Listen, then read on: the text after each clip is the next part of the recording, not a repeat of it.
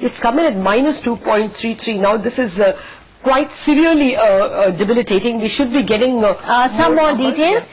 January has been revised to minus 0.95% versus negative minus 0.39%. Manufacturing has come in at minus 0.19% versus a plus 0.33%. So manufacturing has gone in the contraction zone. Fuel price index is down 12.5% in March versus 14.72% gain in February. And food prices up 6.3% year on year in March versus 7.74%.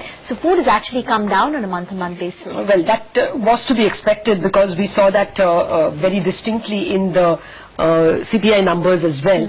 We saw actually a month-on-month decline in cereal prices and a very marginal uptick in perhaps the prices of meat. Otherwise, eggs crashed actually month-on-month. So food prices have seen a fairly severe, from stable to fall actually from February to March in the CPI data, and that was always expected to be repeated in the wholesale price index as well. More data coming in. Fuel and power inflation minus 12.5 compared to minus 14.7.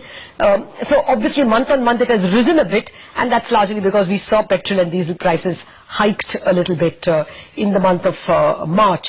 So that's the story for you. Manufacturing inflation at minus 0.19 versus plus 3.3% in February. So clearly manufactured products have had a torrid time in the month of March. Siddharth Sanyal has also joined us. Siddharth, minus 2.33. Worse than you thought? Yeah, we were expecting at around minus 2%. It's slightly lower than that. But by and large, the trend is pretty clear that whichever way you try to measure inflation, you possibly see very benign numbers for a significant period of time, and which should give some kind of headroom for policymakers. Okay, Rupa, your thoughts on 2.33? Well, as I told you, I was expecting minus 2.27, and in that I had factored in the, further loss of pricing power to manufacturing sector, because when we had seen also CPI, I was telling you, in that core CPI actually has remained at the same level despite the fact that, last month fuel and petrol prices were raised. But in case of producer prices, we are continuously seeing easing in core WPI, which is reflecting the ongoing recessionary trends in the economy. Siddharth, the unseasonal rains have not hurt the food inflation as of now, as WPI as well as CPI has shown. It's actually moderated. But will it impact the food inflation in the coming month and therefore hurt the inflation figure for April? Well, one should be watchful for at least for one more month. Typically, the early summer months are bad times for food prices. They typically tend to go up. So we need to see whether there is some upside pressure coming in the next sprint in particular. But by and large, it looks like there are so many other buffers which the price indicators are enjoying at the moment. So even if food prices go up a little bit, I don't really see any major upside surprise in the numbers. Okay, and what are you expecting from the Reserve Bank, Siddharth? We have a pretty high conviction call for a 25 basis point cut in June. After that, it will depend on the data a lot more. By the time you will have better clarity about the monsoon outcome, I think that will be very important. And incrementally, we do not rule out possibility of one more cut after June. But as of now, June 2nd, the 25 basis point cut is a pretty high conviction call. Okay, Ashutosh Khajuria of Federal Bank has joined in to give us his outlook on the bond markets. Mr. Khajuria, not a big fall in bond yields actually after that better than expected CPI number, and even now after this worse than expected inflation number, if you please, from a producer angle. It's just a 2 basis point fall in bond yields. Yeah, I think this 2 basis point fall is already there even before the WPI numbers were, declared. And the impact of the CPI numbers being, better than what the market was expecting, CPI coming at 5.17%, and that too after the trading hours therefore yesterday. But as regards, further change is concerned, I think now I expect that dealers are expecting a new tenure, and that would straight away bring down the yield by about 20 basis points, 15 to 20 basis points. So what we are talking about is a new 10-year yield being somewhere around 7.55 to 7.60. So are you seeing a better, reflection of the falling inflation or expected cut in interest rates in any other bond? Are other bonds showing a falling yields? Yes, I think there has been some improvement in the longer end of the yield curve after 31st March, because up to 31st March there were lots of banks interested in selling and booking their profits and all. And now I think as we entered the new financial year, I saw that some improvement happening on the longer end of the yield curve, which simply reflects that the mood is for towards the rally and all. But I think maybe any time up to 2nd June, if there is a build-up for a rate cut case, which probably may happen after the April numbers come in the middle of May. You're expecting a mid-May cut?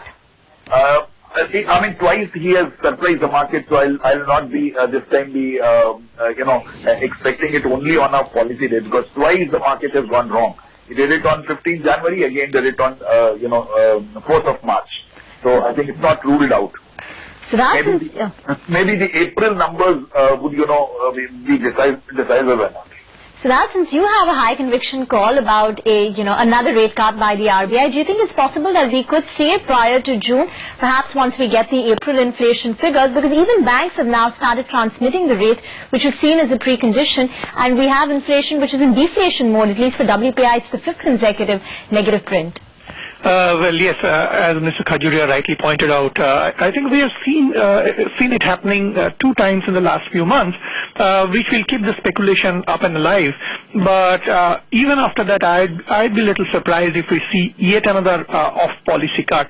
I think it's important for the RBI to go back to the policy cycle to the extent possible to reduce speculation in future in the market. And my sense is that they would prefer to stick to the policy dates.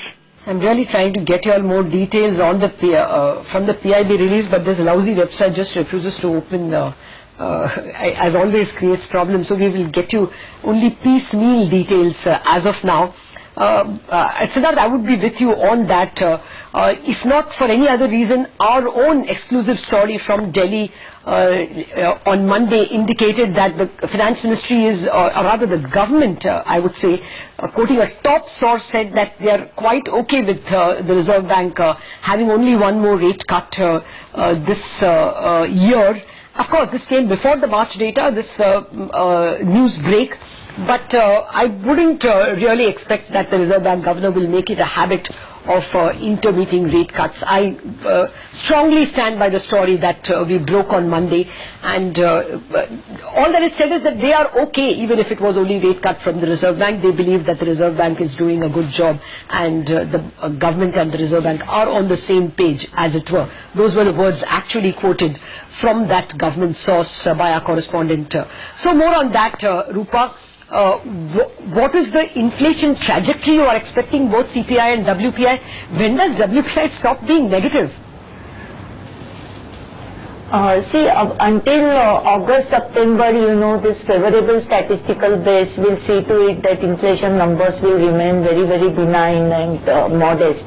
After that, it will be highly data-driven. But for the year as a whole, I feel, we may not see very severe spikes in CPI beyond 5.5%, and I am very much with the Reserve Bank of India so far as its year-end forecast of 5.8% is concerned, provided we have normal monsoon and, no negative shock coming from any global arena. But yes, post-September, there is a likelihood of we seeing some spikes in both CPI as well as WPI. But then, having said that, I would say that once they have formalized the Urjit Patel Committee framework, that is the inflation targeting framework, there is not scope beyond 25 bips rate cut for the current calendar year at least. And I think they will front load it. And I am here with Mr. Khajuria that it may happen even in the month of May, because once the monsoon forecast is out, there will be very limited elbow room for Reserve Bank of India to ease monetary policy. Okay, Siddharth, are you in agreement that we are only going to get up to 5.8 in March 2016, so only one cut? Our full year CPI inflation average is about 5%. It's a story of two halves. First half is 4.5% average. Second half is 5.5%. And yes, towards the end of the year, towards the end of the financial year, we see a bit of uptick in the numbers, but well within the 6% target so far as RBI is concerned. So one more cut remains very much certain. Now the important case is whether they will deliver a little more. I think that will depend not only on the year-end number, which is because of statistical reasons mostly slightly higher. If they get a bit of a sense that 2016 inflation in general remain range-bound and well-anchored, they might go ahead and offer a little more cut. But at the same time, I don't really expect say beyond 2 cuts. All right. Thank you very much, all of you, Siddharth, Rupa and Ashutosh Khajuria, for joining us with those details. Well, I can take you through all the manufactured products numbers yet again. The manufactured index month on month has fallen by 0.13%, and for the year, and I think for the first time we see the manufactured products on a year-on-year basis showing a contraction. It's a contraction of 0.19%, and the products that have fallen most month on month are sugar, a fall of 1.63%, edible oils 0.2%, but much bigger is textiles, minus 1.1%. And I'm speaking of month on month. I mean, imagine if prices are falling by the month. Basic alloys, which is a big item, it's at 11% weight on the index itself and about a 14% weight on manufactured goods itself. That's fallen by 0.73 month on month, 3% fall year on year. And irons and semis, which is largely steels, falling by 1.5% month on month. The year on year fall is 6%.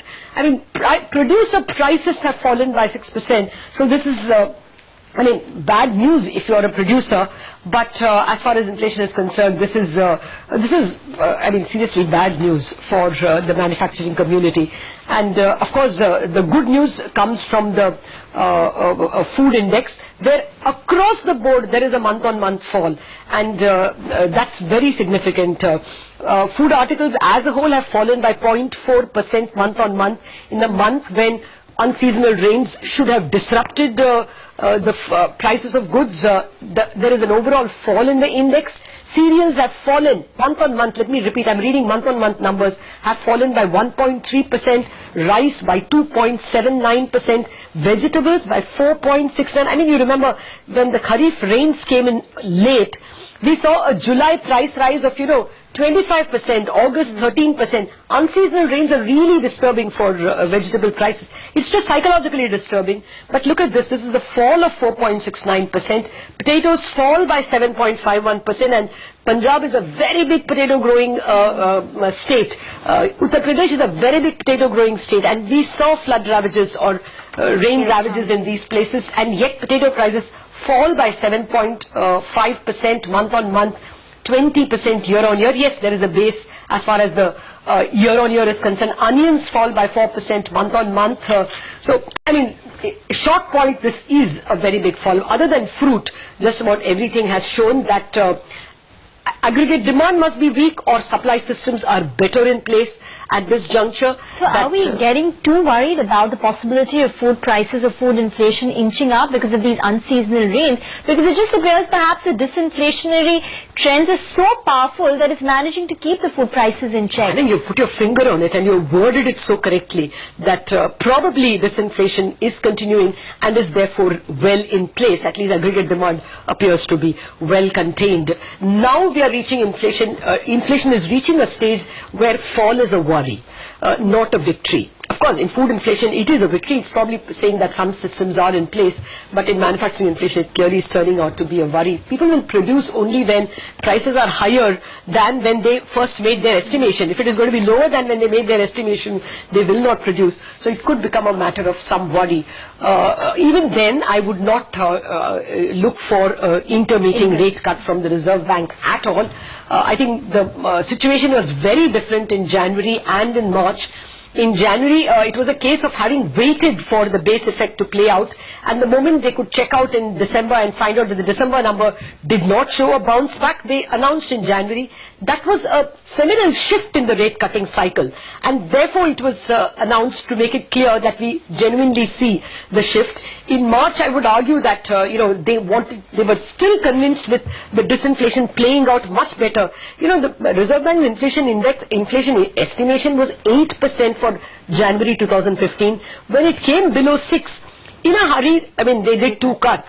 But I wouldn't think that they will make it a habit. I would worry that wholesale inflation is falling so precipitously. But this is a global phenomenon. It's falling all over the world, and it's falling in India as well.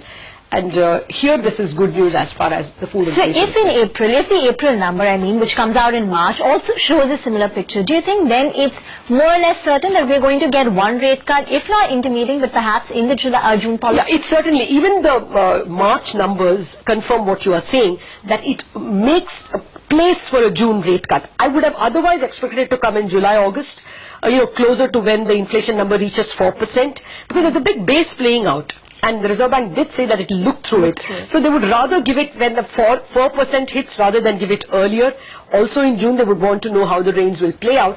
But now with March disinflation, as you say, getting proven, the chances of a June rate cut do open up, and if it is confirmed by the April numbers, that rate cut timing will get certainly opened up.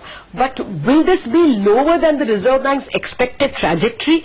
For that, the Reserve Bank will want to look for more data, and therefore you can still be surer and surer of the next rate cut, but you cannot be surer of another rate cut until the trajectory for several months is below the chart which the Reserve Bank gives. At the moment it is more in line with their trajectory, maybe 1 basis point, 2 basis point lower. So another rate cut will not be something that you can deduce at this juncture. But short point, for the moment the disinflation trajectory is set, and therefore chances of the June rate cut have gotten a little better.